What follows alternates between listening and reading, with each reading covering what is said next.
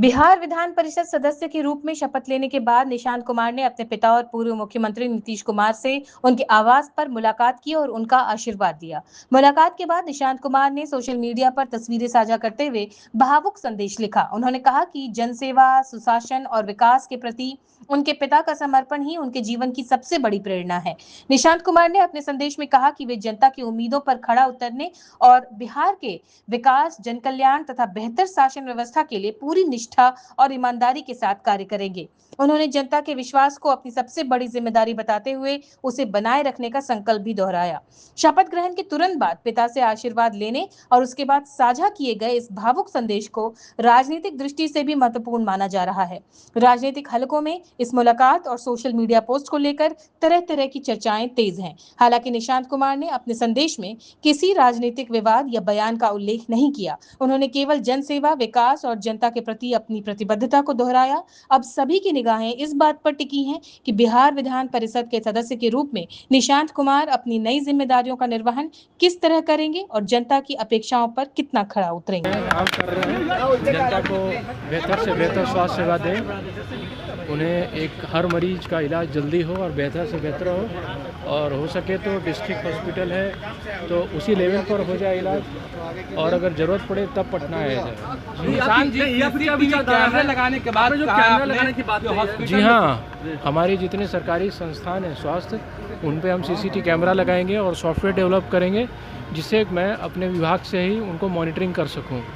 तो मैं निरीक्षण पर भी जाऊंगा, मैं अपनी टीम भी भेजूंगा, लेकिन अब तो हमारी कोशिश रहेगी कि यहाँ से ही कंट्रोल रूम से ही मैं सब देख लूँ, और सब अगर किसी को अनियमितता लगी तो उस पर कार्रवाई होगी। आप मानते हैं कि जैसे मॉनिटरिंग करेंगे, डॉक्टर जैसे समय पर आते हैं फिर चले जाते हैं? जी हाँ, वो समस्या तो है ही। जब से ये स्वास्थ्य मंत्री का पदभार संभाला हूँ, कई समस्या सुनने को मिली हैं, जिसमें सबसे बड़ी समस्या है अनअवेलेबिलिटी, चाहे वो नर्स हों, डॉक्टर हों, पैरामेडिकल्स हों। तो हमारी कोशिश रहेगी कि डॉक्टर टाइम से ड्यूटी करें और मरीजों का इलाज ठीक से ठीक करें। अभी और दवाई को लेकर निशांत जी, जो दवाई स्वास्थ्य विभाग उपलब्ध करवाते हैं वो दवाई नहीं मिल पाता है। जी, हमने टोटल 504 दवा देने का प्रोग्राम बनाया, जिसमें 350 दे रहे हैं, बाकी पे अपना काम चल रहा है अभी। तो दवा भी एक समस्या है, तो हमारी कोशिश रही कि जो हम दवा दें उसका कंपोजिशन ठीक रहे। उसके लिए हमने आदेश दिया अपने अधिकारियों को कि निरंतर रैंडम कहीं से भी आप दवा उठाएं, किसी भी दुकान से या फिर हमारे अस्पताल से, और जो हम दवा दे रहे हैं उसकी टेस्टिंग हो। और अक्सर हमने अपने अधिकारी को ये भी कहा है कि अगर कोई दवा कम हो जाती है किसी, आप टाइम टू टाइम जाइएगा निरीक्षण करने। जी हाँ, तो अगर दवा कम होती है तो वो मुझे बताएं। अगर आपके तरफ से कुछ बात है कि नहीं कि हाँ दवा नहीं है तो समझ में आती है, और अगर नहीं है तो आप हमको स्वास्थ्य विभाग को बताएं कि हाँ दवा नहीं है। उसी तरह से अगर कोई MRI, CT स्कैन है, इस तरह के इंस्ट्रूमेंट है, तो वो अगर ख़राब है तो हमको तुरंत बताएं। ये नहीं शिकायत सुनने में आती है कि जब से MRI, CT, अल्ट्रासाउंड लगा 1 साल से पड़ा है, उसका चलाने वाला है ही नहीं।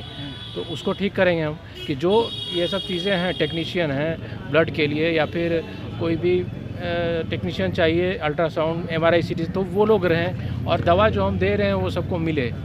डी फार्मा स्टूडेंट्स, अब हो जाइए तैयार। आपके लिए है बहुत अच्छी खबर कि अब केवल डी फार्मा स्टूडेंट्स को ही मिलेगी फार्मासिस्ट की जॉब। तो ये कोर्स करने के लिए आपके पास है 2 choices. DPS group of institutions के किसी भी कॉलेज में एडमिशन लेकर के आप घर बैठे कर सकते हैं ऑफलाइन कोर्स, या फिर आप कर सकते हैं ऑनलाइन क्लासेस। और उससे भी अच्छी बात ये है कि DPS ग्रुप के कॉलेजेस जो कि हैं इन 5 शहरों में, रांची, दुमका, देवघर, मुजफ्फरपुर और सीतामढ़ी, इन 5 शहरों के किसी भी कॉलेज में एडमिशन लेकर आप किसी और शहर में बैठ करके ये कोर्स कर सकते हैं। आपको कॉलेज के नाम और डिटेल्स मिल जाएंगे वीडियो स्क्रीन पर, और बाकी किसी जानकारी के लिए दिए गए नंबर पर कॉल करें। तो मुझे कमेंट सेक्शन में बताना ना भूलें कि आखिर आप किस शहर में एडमिशन ले रहे हैं।